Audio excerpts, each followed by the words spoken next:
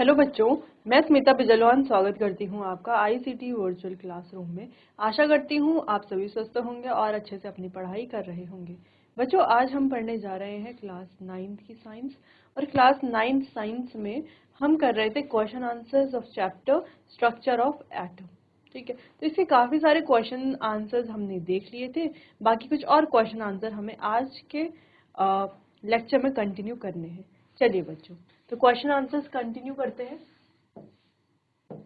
अच्छा, कुछ क्वेश्चंस आप देख लीजिए। ये सारे क्वेश्चंस हम अपने लास्ट लेक्चर में कंप्लीट कर चुके थे। चलिए, तो नेक्स्ट क्वेश्चन है, if K and L shell of an atom are full.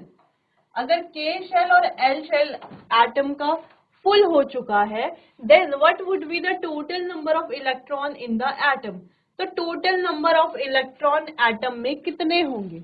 अगर के वाला और एल वाला पूरा फुल हो चुका है तो कितने इलेक्ट्रॉन होंगे टोटल? देखो, के में कितने इलेक्ट्रॉन आ सकते हैं? 2 आ सकते हैं। एल में कितने आ सकते हैं? 8 आ सकते हैं। यानी कि टोटल कितने होंगे? 10 electron.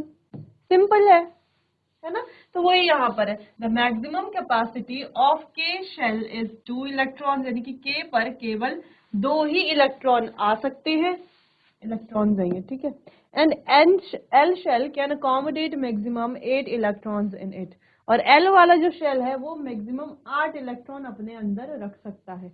Therefore there will be 10 electrons in the atom. इसीलिए यहाँ पर 10 इलेक्ट्रॉन्स होंगे हमारे एटम में। क्लियर है ये वाला क्वेश्चन? चलो, ये तो इजी क्वेश्चन था। आगे बढ़ते हैं नेक्स्ट क्वेश्चन की तरफ। How will you find the valency of chlorine, sulphur and magnesium. Chlorine, sulphur और मैग्नीशियम की वैलेंसी आप कैसे फाइंड करेंगे? चलो, तो इसका सॉल्यूशन करते हैं। If the number of electrons in the, देखो वैलेंसी कैसे निकालेंगे? वैलेंसी कैसे निकालेंगे? देखेंगे जो आउटर मोस्ट शेल है या जिसे हम वैलेंस शेल भी कहते हैं, उस पर कितने इलेक्ट्रॉन्स है। ठीक है, ऑक्टेट कंप्लीट है या नहीं है। अगर ऑक्टेट कंप्लीट नहीं है तो हम क्या करेंगे, उसमें उतने इलेक्ट्रॉन या तो शेयर कर देंगे या तो वहां से हटा देंगे, रिमूव कर देंगे, या तो वहां पर डोनेट कर देंगे। है ना, 3 चीजें कर सकते हैं हम, जिससे हम क्या करेंगे, जो आउटर शेल है उसको कंप्लीट कर पाएंगे। जैसे एग्जाम्पल की बात करते हैं, जैसे नाइट्रोजन है, एटॉमिक नंबर 7। ठीक है, तो ये इसका कॉन्फ़िगरेशन है। ऐसे इलेक्ट्रॉन्स के शेल में 2 है, एल में 5 इलेक्ट्रॉन है। तो एल वाले शेल में 5 इलेक्ट्रॉन है। तो ये जो एल वाला शेल है इसका क्या है? आउटर मोस्ट शेल है। क्या है? आउटर मोस्ट शेल है। अब यहाँ पर है 5 इलेक्ट्रॉन, लेकिन होने कितने चाहिए थे? 8 होने चाहिए थे, क्योंकि ऑक्टेट कंप्लीट करना है, स्टेबल भी तो होना है। ऑक्टेट कंप्लीट करना है। ऑक्टेट कंप्लीट से क्या होंगे? नोबल गैस की कॉन्फ़िगरेशन में आ जाएंगे और स्टेबल हो जाएंगे। ठीक है, स्टेबल होने के लिए कितने और इलेक्ट्रॉन चाहिए? इसको 3 इलेक्ट्रॉन और चाहिए। 3 इलेक्ट्रॉन इसको और चाहिए। ठीक है, यानी कि 3 इलेक्ट्रॉन ये किसी से अगर ले ले, यानी कि किसी से 3 इलेक्ट्रॉन एक्सेप्ट कर ले, ठीक है, तो इसकी जो आउटर जो शेल है उस पर हो जाएंगे 8 इलेक्ट्रॉन और हो जाएगा इसका ऑक्टेट कंप्लीट। ठीक है, तो 3 इस इलेक्ट्रॉन किससे ले ले, यानी कि इसकी जो वैलेंसी है वो क्या है? 3 है इसकी वैलेंसी। अगर हम इसकी वैलेंसी की बात करें नाइट्रोजन की, तो इसकी वैलेंसी है 3। तो अगर हम सिंपल डेफिनेशन की बात करें, वैलेंसी क्या है? तो वैलेंसी होती है कंबाइनिंग कैपेसिटी, यानी कि कितने नंबर ऑफ इलेक्ट्रॉन किसी को चाहिए, किसी एलिमेंट को चाहिए अपना ऑक्टेट कंप्लीट करने के लिए। अब वो नंबर ऑफ इलेक्ट्रॉन चाहे वो शेयर करके ले, लूज करके ले या गेन करके ले, ठीक है, तो वही क्या कहलाई जाएगी? उसकी वैलेंसी। मान लीजिए किसी ने 4 इलेक्ट्रॉन शेयर करके अपना ऑक्टेट कंप्लीट किया, यानी उसकी वैलेंसी है 4। किसी ने 3 इलेक्ट्रॉन लूज करके अपना ऑक्टेट कंप्लीट किया तो वैलेंसी हो जाएगी 3। और किसने 3 इलेक्ट्रॉन गेन करके अपने ऑक्टेट कंप्लीट किया तो वैलेंसी हो जाएगी 3। ठीक है, समझ में आया? चलो, अब इसको रीड करते हैं। If the number of electron in the outermost shell of the atom element is less than 4, अगर 4 से कम इलेक्ट्रॉन है आउटर शेल में, तो valency of the element is equals to the number of electrons to the outermost shell.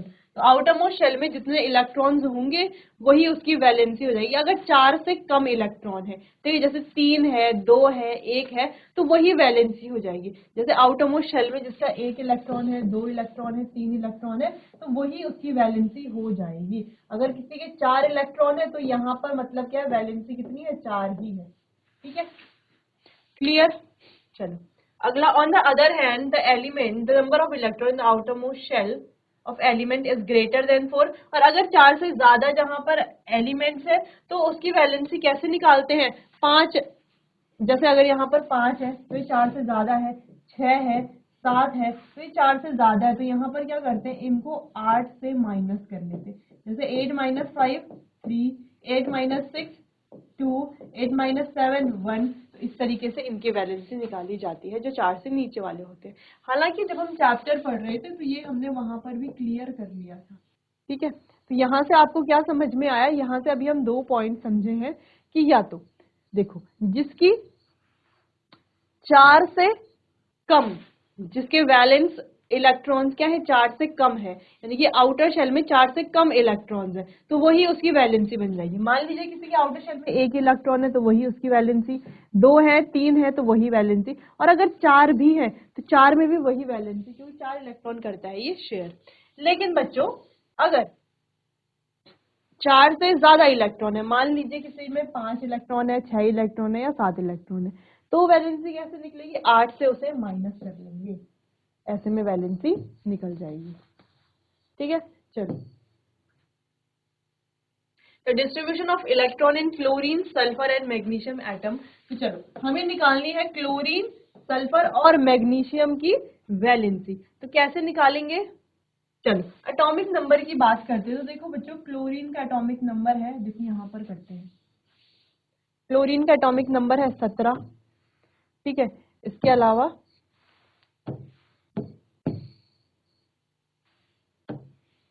Sulphur की बात करते हैं, तो सल्फर का एटॉमिक नंबर है 16। और फिर है हमारे पास मैग्नीशियम, मैग्नीशियम का एटॉमिक नंबर है 12। अगर इनका इलेक्ट्रॉन का डिस्ट्रीब्यूशन की बात करें, के, एल और एम शेल में कितने इलेक्ट्रॉन है, तो इसके के शेल में है 2, 8 और 7, इसके हैं 2, 8 और 6, और इसके हैं 2, 8 और 2। ठीक है, चलो अब यहाँ पर ध्यान दो। अब हम देखें, अगर यहाँ पर देखें तो आउटर शेल में है 2 इलेक्ट्रॉन, यहाँ पर है 6 इलेक्ट्रॉन और यहाँ पर है 7 इलेक्ट्रॉन। वैलेंसी कैसे निकालेंगे, जो फॉर्मूला अभी हमने पढ़ा कि अगर 4 से कम इलेक्ट्रॉन है तो जितने इलेक्ट्रॉन है वही वैलेंसी, और अगर 4 से ज्यादा इलेक्ट्रॉन है तो 8 में से माइनस वाला फॉर्मूला यूज कर लेंगे। तो देखो इसके आउटर शेल में 4 से ज्यादा इलेक्ट्रॉन है तो 8 में से माइनस कर लेंगे, तो 8 माइनस 7 कितना आ गया, 1, तो इसकी वैलेंसी है 1। यहाँ पर 8 माइनस 6 कितना आ गया, 2, तो वैलेंसी है 2। और यहाँ पर देखो ये 4 से कम है, ठीक है, तो ये वैलेंसी 2 ही हो जाएगी। तो इस तरीके से हम किसी भी एलिमेंट की, किसी भी एटम की वैलेंसी फाइंड कर सकते हैं। क्लियर है, चलो इसकी वैलेंसी हम कैसे फाइंड करेंगे, इतना समझ में आ गया है, बहुत इजी है वैलेंसी निकालना। ठीक है, अच्छा एक ये तरीका भी है। तो देखो आउटर शेल में है 7 इलेक्ट्रॉन, कितने और चाहिए इसको, इसका ऑक्टेट कंप्लीट करने के लिए एक और चाहिए इलेक्ट्रॉन, है ना, तो 1 हो गई वैलेंसी। यहाँ पर आउटर शेल में 6 इलेक्ट्रॉन, ऑक्टेट कंप्लीट करने के लिए कितने और इलेक्ट्रॉन चाहिए, 2 और चाहिए, तो 2 हो गई वैलेंसी इसकी। ठीक है, वहीं यहाँ पर अगर हम देखें तो आउटर शेल में 2 इलेक्ट्रॉन है, इसको ऑक्टेट कंप्लीट करने के लिए कितने और चाहिए, 6 और चाहिए। तो 6 इलेक्ट्रॉन लेना कहीं से बहुत ज्यादा डिफिकल्ट है, और 6 इलेक्ट्रॉन ये अपने शेल्स में कैसे रखे, क्योंकि इसके पास उतने ज्यादा प्रोटॉन्स नहीं है, तो कम प्रोटॉन्स है, तो कम प्रोटॉन्स इतने ज्यादा इलेक्ट्रॉन को होल्ड नहीं कर पाएंगे। ठीक है, तो इसके लिए इजी क्या होगा कि ये 2 इलेक्ट्रॉन भी किसी को दे दे, यानी कि ये इलेक्ट्रॉन को लूज कर दे। देखो बाकी तो इलेक्ट्रॉन्स को गेन कर रहे हैं, लेकिन ये क्या करेगा, इलेक्ट्रॉन को लूज कर देगा। तो कितने इलेक्ट्रॉन लूज करने चाहिए इसे, कि दोनों ही इलेक्ट्रॉन लूज करने चाहिए, तब ये बन जाएगा इसका आउटर शेल और ये हो जाएगा स्टेबल। तो यहाँ पर इसकी वैलेंसी हो जाएगी 2। ऐसा भी हम निकाल सकते हैं, इस तरीके से भी निकाल सकते हैं। क्लियर है इतना, चलो तो यहाँ पर सेम तरीके से निकाला हुआ है वैलेंसी क्लोरीन की, सल्फर की और मैग्नीशियम की। ठीक है, चलिए नोट कर लीजिए इसे, फिर आगे बढ़ते हैं।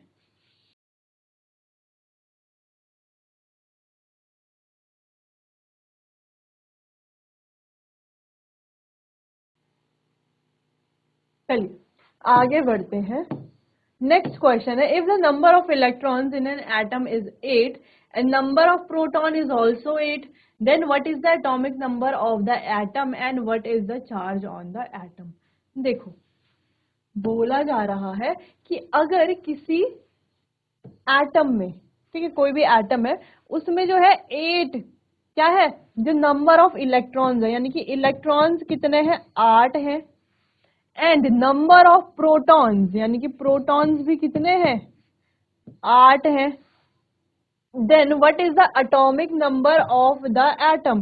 तो वो जो एटम है उसका एटॉमिक नंबर क्या होगा। ठीक है, तो एटॉमिक नंबर किसके बराबर होता है, नंबर ऑफ प्रोटॉन के बराबर, यानी कि जितने नंबर ऑफ प्रोटॉन है उतना ही एटॉमिक नंबर होगा। तो सिंपल है, उसका एटॉमिक नंबर होगा 8 ही। ठीक है, अगला क्वेश्चन है, what is the charge on the atom.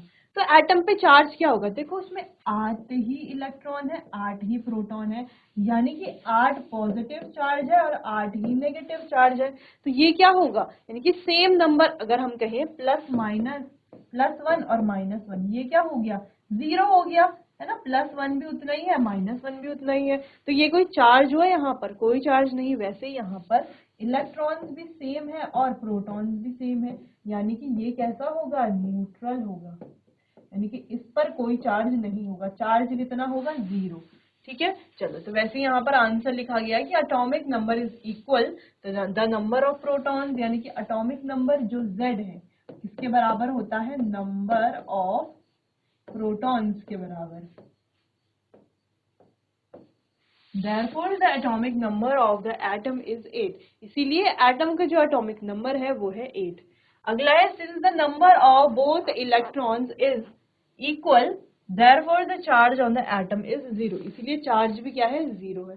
Clear है इतना। तो ऐसे क्वेश्चन आपसे एग्जाम में पूछे जा सकते हैं जिनका आंसर तो क्वेश्चन में ही है। देखो 8 दिया हुआ है प्रोटॉन का नंबर, यानी कि एटॉमिक नंबर दिया हुआ है। दूसरी चीज, इलेक्ट्रॉन प्रोटॉन दोनों का चार्ज दिया हुआ है, दोनों का चार्ज सेम है, तो एटम कैसा होगा हमारा, न्यूट्रल होगा। क्लियर, चलो इतना नोट कर लो बच्चों, फिर अगला क्वेश्चन करते हैं।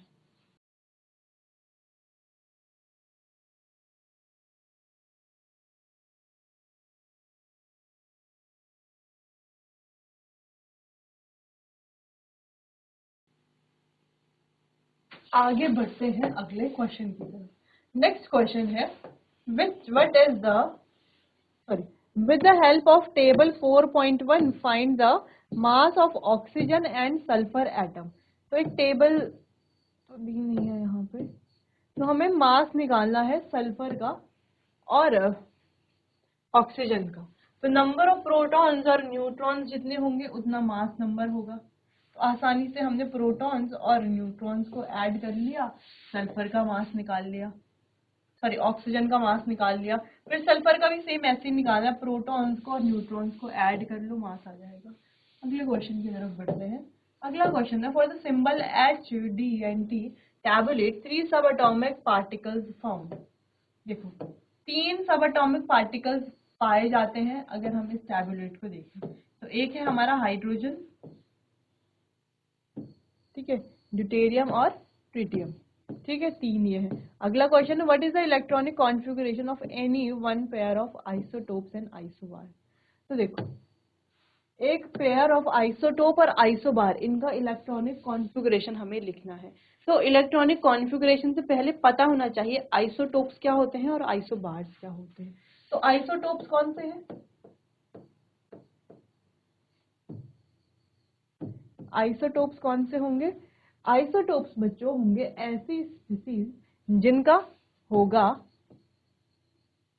Same atomic number but different mass number. Atomic number तो सेम होगा लेकिन मास नंबर होगा डिफरेंट। वहीं आइसोबार्स की बात करें आइसोबार्स ऐसी स्पीसीज होंगी जिनका सेम मास नंबर होगा बट डिफरेंट एटॉमिक नंबर। ठीक है, जिनका मास नंबर तो सेम होगा लेकिन एटॉमिक नंबर अलग अलग होगा। जैसे कि स्पीसीज देख लेते हैं, जैसे कि आइसोटोप्स का पहले एग्जांपल देखते हैं। तो जैसे कि ये है हमारे पास दो क्लोरीन है, दोनों का एटॉमिक नंबर तो सेम है लेकिन मास नंबर अगर हम देखें तो दोनों का अलग अलग है। क्लियर। वहीं यहाँ पर एक और एग्जांपल देखते हैं आइसोबार्स का। तो आइसोबार का जैसे कार्बन और दूसरा है नाइट्रोजन। यहां पर अगर आप देखोगे तो कार्बन और नाइट्रोजन दोनों के एटॉमिक नंबर तो अलग अलग है लेकिन मास नंबर क्या है, सेम है। ठीक है, चलिए, तो यानी कि अगर हम आइसोटोप्स को एक कुछ और अगर हम डिफाइन करना चाहे तो हम क्या कर सकते हैं कि यहाँ पर जो नंबर ऑफ प्रोटॉन्स होंगे वो सेम होंगे। ठीक है, तो ऐसी स्पीसीज जहां पर नंबर ऑफ प्रोटॉन्स सेम है, प्रोटॉन्स क्या है यहाँ पर, सेम है। ठीक है, चलिए, चलो तो यहाँ पर कुछ एग्जांपल्स है, इन्हें एक बार देख लेते हैं। जैसे कार्बन 6 यानी कि कार्बन 12 और carbon 14 are isotopes have same electronic configuration as 2 4 22। ठीक है, जबकि जो हमारे पास नियॉन है, नियॉन 10 और नियॉन 11, तो दोनों का ही एटॉमिक मास क्या है, सेम है लेकिन एटॉमिक नंबर जो है वो क्या है, डिफरेंट है। इसीलिए इन्हें कहा जाएगा आइसोबार्स। ठीक है, they have different electronic configuration और इनकी जो इलेक्ट्रॉनिक कॉन्फ़िगरेशन है वो भी डिफरेंट है। ठीक है, तो चलो जैसे कि आप देख सकते हो। चलिए, क्लियर। चलिए नोट कीजिए बच्चों इस क्वेश्चन को।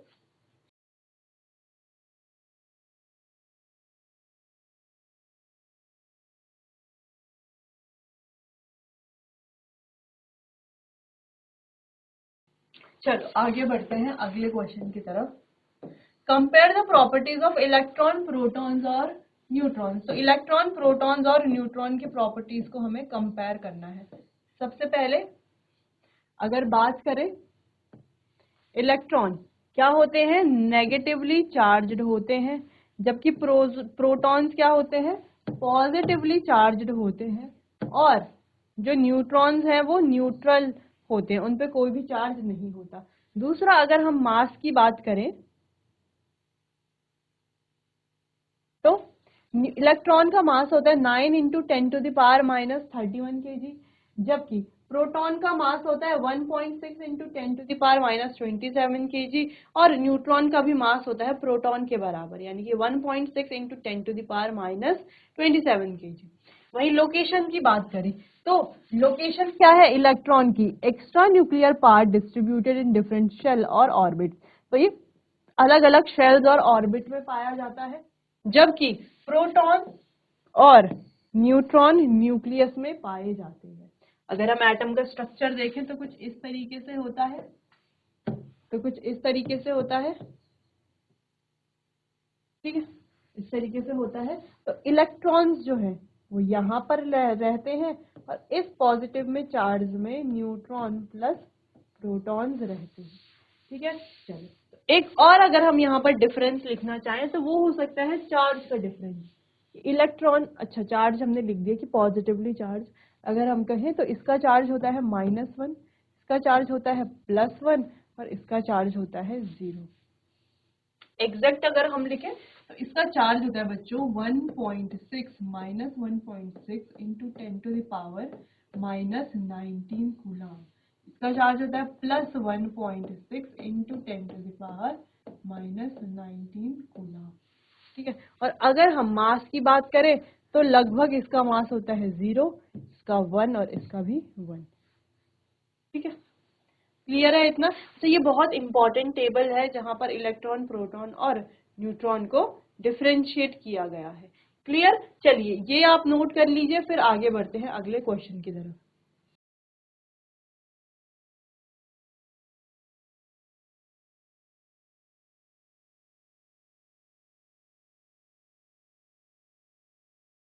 चलिए आगे बढ़ते हैं अगले क्वेश्चन की तरफ। नेक्स्ट क्वेश्चन है what are the limitations of J Thomson model of atom. तो जे थॉमसन का जो मॉडल था हम पढ़ चुके हैं क्या है मॉडल, ठीक है। तो उसकी लिमिटेशंस क्या क्या थी, तो देखो the limitation of J.J. Thomson model, it could not explain the result of scattering experiment performed by Rutherford।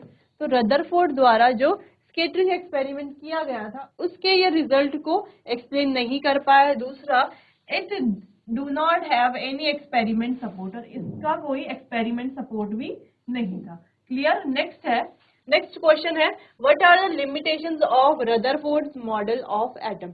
तो रदरफोर्ड का जो एटॉमिक मॉडल था इसकी क्या क्या लिमिटेशंस थी, इसके लिमिटेशंस के बारे में बात करते हैं। वैसे हमने देखा है जो रदरफोर्ड्स मॉडल था वो काफी सही मॉडल था, है ना, लेकिन ये भी फेल हो गया। कई सारी लिमिटेशंस हैं, उन लिमिटेशंस को देखते हैं। पहला है it fail to explain the, इन्होंने एटम की स्टेबिलिटी को एक्सप्लेन नहीं किया।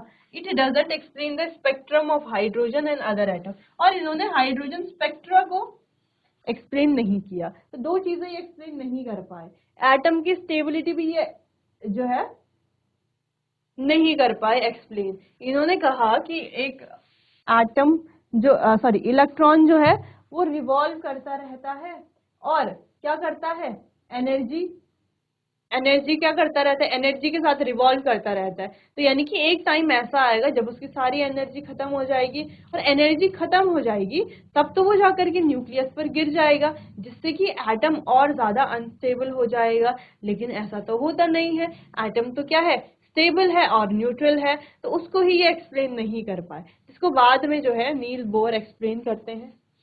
चलिए तो बोर मॉडल भी देख लेते हैं एटम का। यहाँ पर the atom consist of small positively charge nucleus at its centre. तो उन्होंने बताया यहाँ पर एक छोटा सा पॉजिटिवली चार्ज न्यूक्लियस है, इसके सेंटर में इस तरीके से कुछ छोटा सा। The whole mass of the atom, और इस तरीके से क्या है, इसके अलग अलग शेल्स हैं। The whole mass of the atom, whole mass of the atom is concentrated at the nucleus and the volume of the nucleus is much smaller than the volume of atom। यानी कि atom के volume से nucleus का जो volume है वो बहुत ज्यादा कम है, और ये कैसा है, इसमें एटम का सारा मास रिजाइड करता है।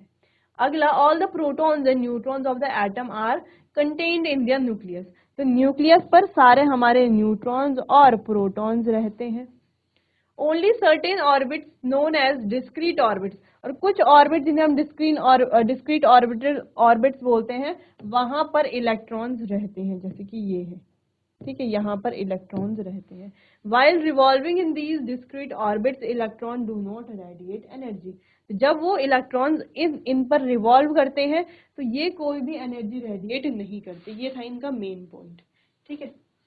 अगला है दीज ऑर्बिट सेल्स और represented बाय, अच्छा ये जो ऑर्बिट्स है इन ऑर्बिट्स को क्या कहा जाता है बच्चों, एनर्जी लेवल्स भी कहा जाता है।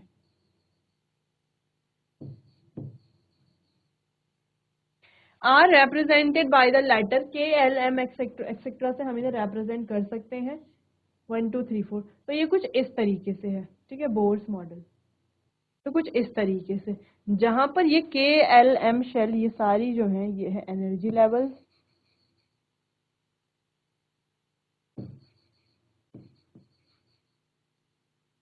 या ऑर्बिट,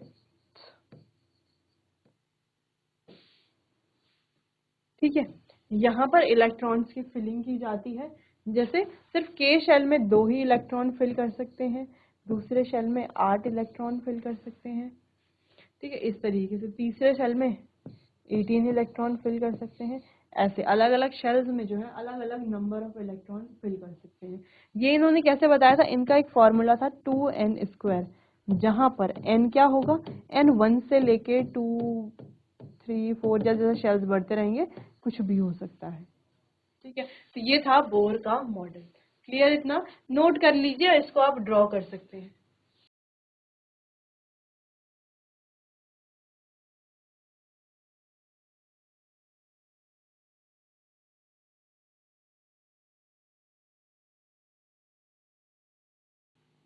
चलिए आगे बढ़ते हैं अगले क्वेश्चन की तरफ। नेक्स्ट क्वेश्चन है compare all the propose model of atom given in the chapter. तो चैप्टर में जो मॉडल दिए गए हैं उन्हें हमें कंपेयर करना है। चलिए, तो ये 3 मॉडल दिए गए हैं चैप्टर में जिन्हें हम अभी कंपेयर करेंगे। तो Thomson model, an atom consist of a positively charge sphere and the electrons are embedded in it. ठीक है, तो इन्होंने क्या बताया था कि ये कैसा है, इस तरीके से वाटरमेलन की तरह है और पूरा जो स्फीयर है इस पर क्या है, पॉजिटिव चार्ज है और इस स्फीयर में नेगेटिवली चार्ज्ड इलेक्ट्रॉन्स हैं इस पूरे पॉजिटिव स्फीयर में। तो ये था थॉमसन्स मॉडल, एटॉमिक मॉडल। ठीक है, दूसरी चीज, the negative and positive charge are equal. जितने नेगेटिव चार्ज हैं उतने ही पॉजिटिव चार्ज हैं, मैग्नीट्यूड में इक्वल है ये। As a result the atom is electrically neutral. तो एटम कैसा है, न्यूट्रल है, इलेक्ट्रिकली न्यूट्रल है। क्लियर। चलिए रदरफोर्ड्स मॉडल देखते हैं। An atom consist of positively charge centre in the atom called the nucleus. यानी कि बीच में पॉजिटिव चार्ज का सेंटर है जिसे हम न्यूक्लियस कहते हैं। The mass of the atom is contributed mainly by the nucleus. और ये जो मास है ये पूरा किस पे है, न्यूक्लियस। ये जो पूरे एटम का जो मास है वो क्या है, पूरा न्यूक्लियस। ठीक है, एटम का जो मास है वो कहाँ पर रहता है, इस न्यूक्लियस पर रहता है। The size of the nucleus is very small to compare to the size of the atom. और इसका जो साइज है वो क्या है, बहुत ज्यादा स्मॉल है, बहुत ज्यादा छोटा है अगर हम एटम से कंपेयर करें। ठीक है, फिर बोर्स मॉडल आया। Bohr agreed with almost all points said by Rutherford except. तो बोर जो है रदरफोर्ड के सारे पॉइंट्स को उन्होंने एक्सेप्ट किया, सिर्फ कुछ पॉइंट को छोड़ करके। जैसे revolution of electrons which added there are only certain orbits known as discrete orbit inside the atom in which electron revolve around the nucleus. सिर्फ उस वाले पॉइंट को छोड़ करके जहां पर उन्होंने कहा कि इलेक्ट्रॉन्स क्या करते हैं, रिवॉल्व करते हैं लेकिन एनर्जी रेडिएट करते हैं। ठीक है, तो इस पॉइंट से जो है बोर जो है वो सेटिस्फाइड नहीं थे। उन्होंने फिर कहा कि यहाँ पर इलेक्ट्रॉन जो है कोई एनर्जी रेडिएट नहीं करते, इनके डिस्क्रीट ऑर्बिट्स होते हैं जहां पर ये इलेक्ट्रॉन रहते हैं और रिवॉल्व करते हैं और एनर्जी कोई भी एनर्जी को क्या नहीं करते, रेडिएट ये नहीं करते। क्लियर। चलिए, while revolving in its discrete orbits the electron do not radiate energy। इसके बारे में इन्होंने बात की। तीनों मॉडल आपने देख लिए हैं, तीनों मॉडल एक दूसरे से जुड़े हुए हैं ऐसे हम कह सकते हैं। क्योंकि देखो जो बोर का मॉडल है वो आया कहाँ से, रदरफोर्ड के मॉडल से। और रदरफोर्ड का जो मॉडल है वो आया कहाँ से, थॉमसन के मॉडल से। बस आपको ध्यान रखना है कि जो हमारा फर्स्ट मॉडल प्रपोज किया गया था वो था थॉमसन मॉडल ऑफ एटम। ठीक है, जो रिजेंबल करता था वाटरमेलन या प्लम पुडिंग या क्रिसमस पुडिंग को। नोट कर लीजिए इस क्वेश्चन को।